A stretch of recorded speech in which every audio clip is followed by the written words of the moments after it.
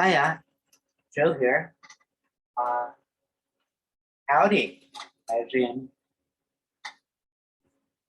how do you do? Greeting. But also, howdy as in honesty, open-mindedness, willingness, and do you. Howdy. Bit of an acronym that I use to kind of help me focus and communicate.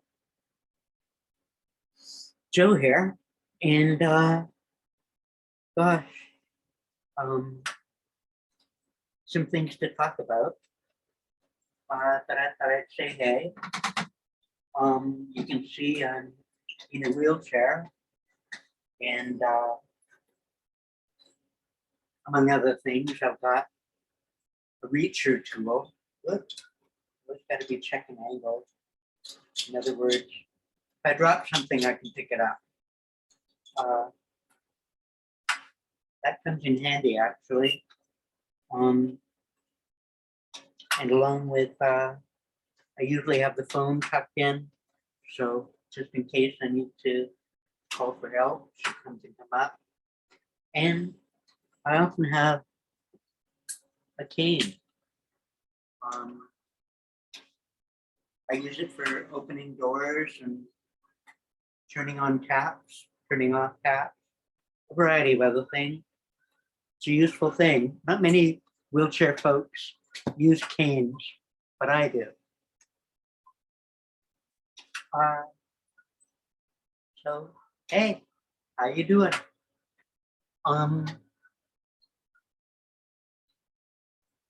I've been feeling a call to speak up, to express a point of view, to say something in a rather complex world, lots going on. And my silences feel too numerous. Feeling a need to speak up. And Wally, freedom of speech is actually the primary mode of entry for the citizen into a community. There can't be a community without communication. In communication, like clarity, likes beauty, likes truth. But those attributes are kind of variable. I'll look toward the camera lens every once in a while just for that extra bit of connection. But it might bring out a bit of lens glare or something, but we'll see how it goes. And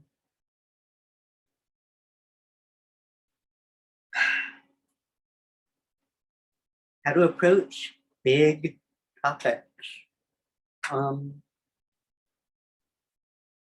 How does an individual get to be social, exercise social ability to not only the individual's benefit, but to the community's benefit? That takes thought and practice. So start somewhere. Golly, that calls to mind the lyric. Heart in hand, feet on ground, facing forward, be yourself. A lyric from Jen Arden. Kind of beautiful and simple, yet profound. What does be yourself mean? And how many ways are there to give evidence of that and exercise? Those are pretty philosophical reflections, and I don't mean to be excessively abstract or philosophical, whatever, but I do love philosophy. That's what philos is love of, logos is a pattern of understanding, a love of wisdom. And it's not theoretical, it's real. And it can have life breathed into it and practiced. Again, leaning philosophical. One of my favorite books is the dictionary. And I look up words and I try to use words as well as I am able. But that takes practice too. And using my voice like this is a whole lot sloppier than writing. But words on the page can be rather abstract and disconnected from the individual between whom they flow. And the spoken word has viscerality, a gut connection that the written word sometimes lacks. So I'm hoping to connect a little better than by way of the page with the voice. But that carries also a sort of casual, maybe sloppiness, maybe the hope to come back to a poorly expressed idea and maybe polish it later. So the spoken word, while of the pulse and of the breath, may require a bit more editing down the line, a bit of polish or correction or added angle, facet, nuance. So that gives the spoken word a bit of a provisionality, tentativeness that the written word often pretends to plow through doubts and nuance that, anyway.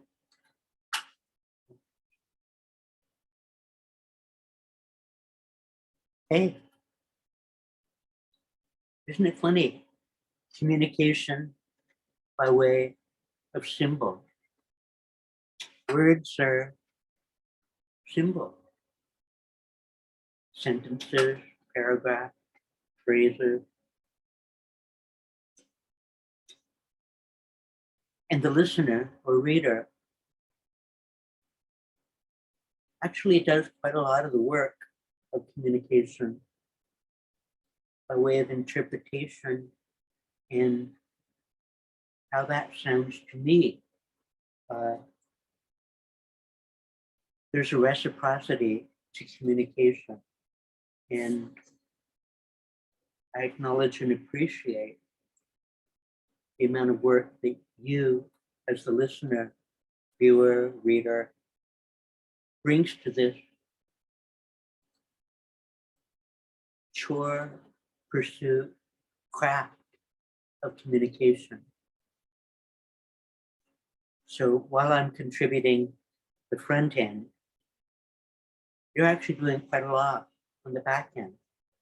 of receiving and understanding and seeing the ripple of what is being said. Ripples. Well, I was browsing my portfolio of images. Among many other things, I'm a bit of an artist and have spent some time with photography. And I was looking through my portfolio for a backdrop that is both beautiful, yet not too distracting. Not a backdrop that's capable of being a backdrop. But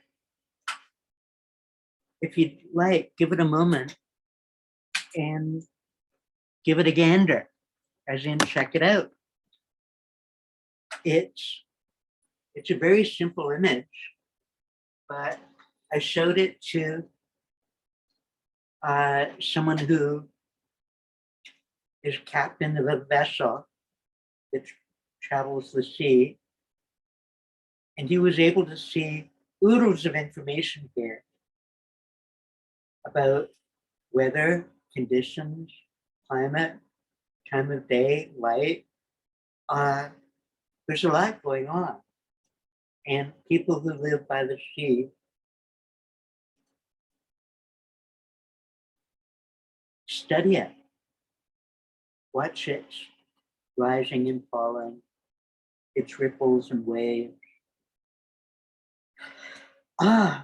So there's a lot here, but actually something more primary to me is that it is 2 of the 4 states of matter. This has a whole bunch of air and a whole bunch of water, gas and fluid. And the 2 other states of matter that I know of are solids and plasma. And solids is everything from rocks and sand and buildings and people. And plasma is something we see quite seldom. Many don't know about it, but you can see it in things like the Northern Lights, the Aurora Borealis, and also in nebulae out among the stars, vast clouds of plasma. Anyways, back to this image, air and water. I use air all the time. I'm breathing. And I notice air. And I notice where my air comes from and goes to, at least a little bit. And air is carrying the vibration of these words to your ear. Air is doing a whole lot. It brings the oxygen that fuels my pulse.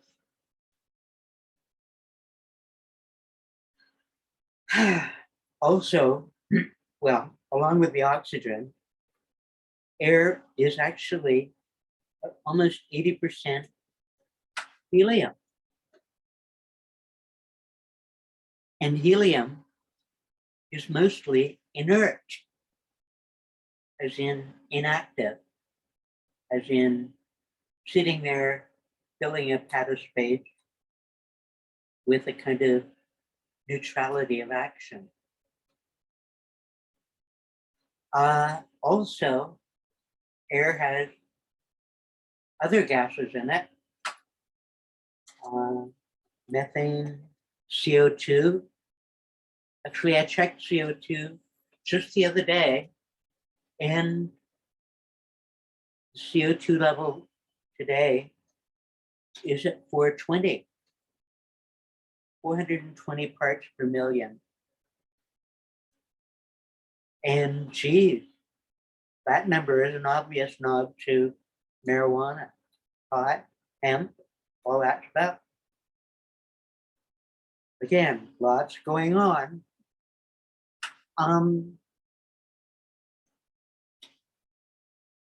Back on screen. Then there's also water. While I am a whole bunch of air, actually most of my substance in this body is water. And actually, most of this world is the water's surface with the air. More than 70% of this planet's surface looks like this.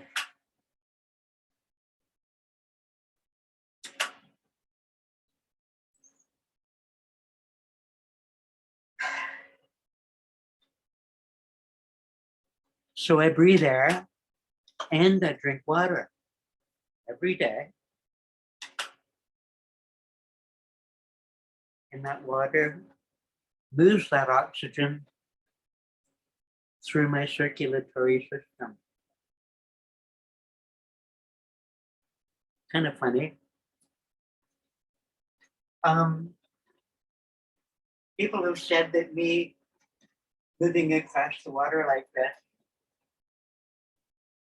is kind of funny, trippy, strange, eye-catching.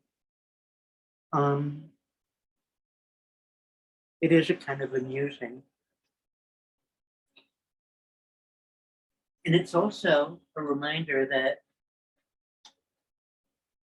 not so much with my wheelchair, but on my own, I can float.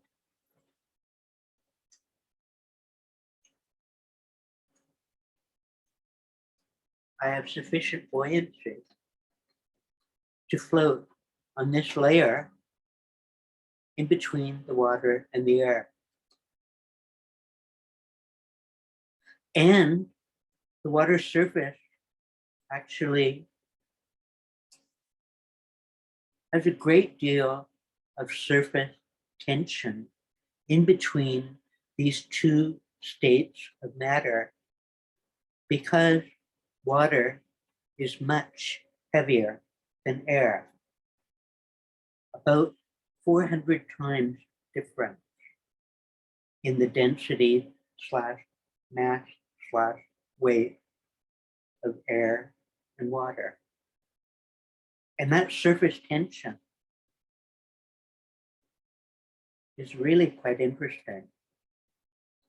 And it's permeated by oxygen going into the water and moisture entering the air. And other things are in play as well, like magnetism and electricity and wind and current. Oodles going on there. Anyway, I just wanted to mention that this background was chosen also as a piece of kind of neutral territory, someplace outside of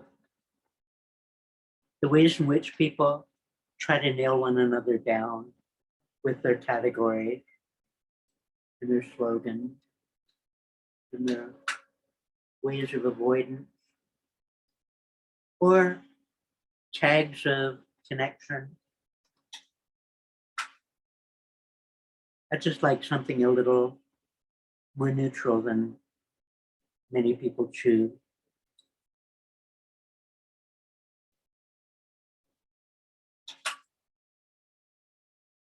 So a variety of topics invite this connection, exercise, experience. And some of it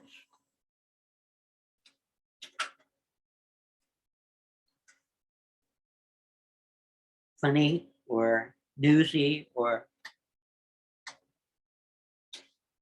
casual comments from the peanut gallery.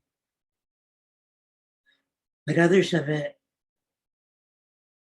is a visceral import, not just to me, but to many others, because I'm not a citizen alone. One is a citizen in concert with others. And the exercise of this voice is to touch other ears and minds and encourage other voices. Because while I know a lot, I know far from everything. As a matter of fact, I have a near Socratic modesty over how much I can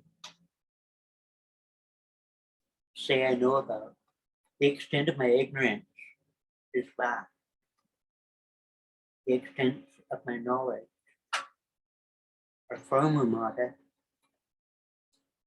and are subject to correction and subject to evidence. I really like science and rationality and evidence because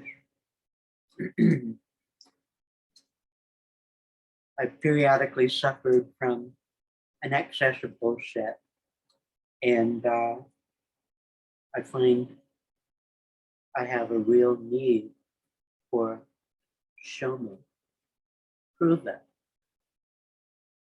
or I won't participate in your expression of bull. I prefer not to. What I prefer to is to generate validity, explore truth, be useful. Among other things, be nice to be beautiful and pretty and connected to something deeper, more profound. Well, one might aspire to such.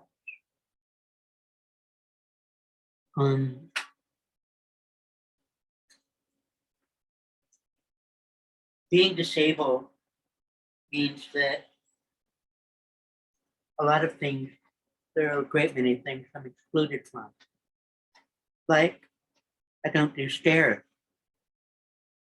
And take a look around your world. How many places exclude me? It isn't that I require or even want to be included in all regards. As a matter of fact, I rather like the fact that not everything's for me. I'll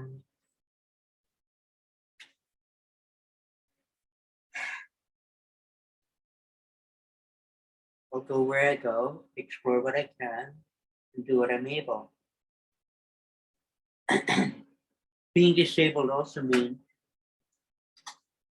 I have to learn to ask for help, or I have to be at ease with doing without.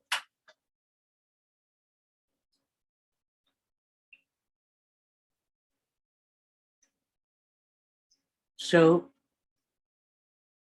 part of this will be acknowledging things I do without, but also part of this will also be asking for help, because I don't know everything. I can't do everything. I can't get everywhere. I'm just a person with numerous limitations.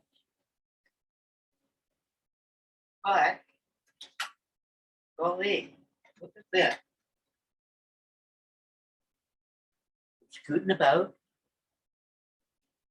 and I'm talking on a platform which is available globally.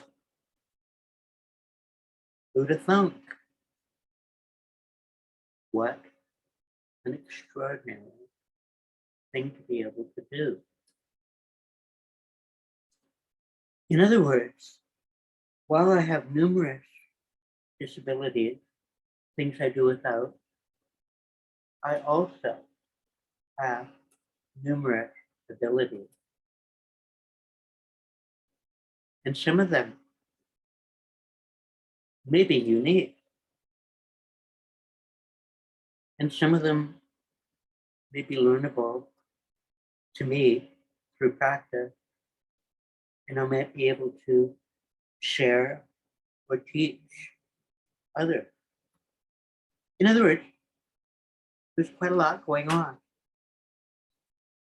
So, howdy. I'm going to be doing this in segments or spurts or sections because a monologue shared with a silent friend who may speak up later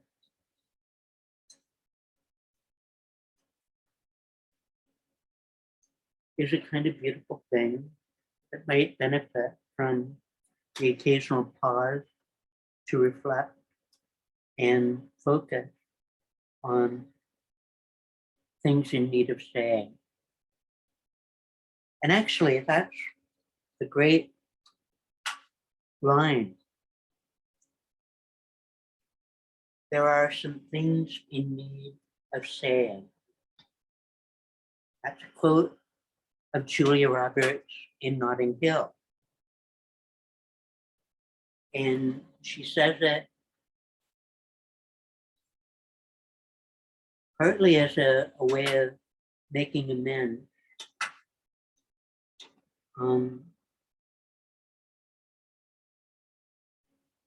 She's saying to the person that she cares about that I care about you, and I'm sorry I hurt you.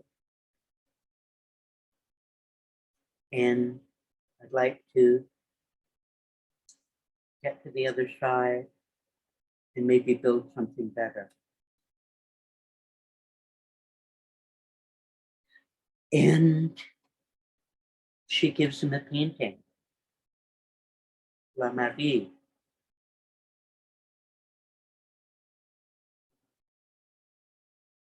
Is it by Matisse?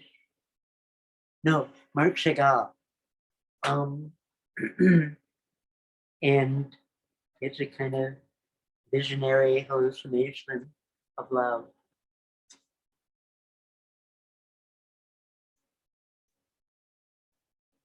So there are some things in need of saying.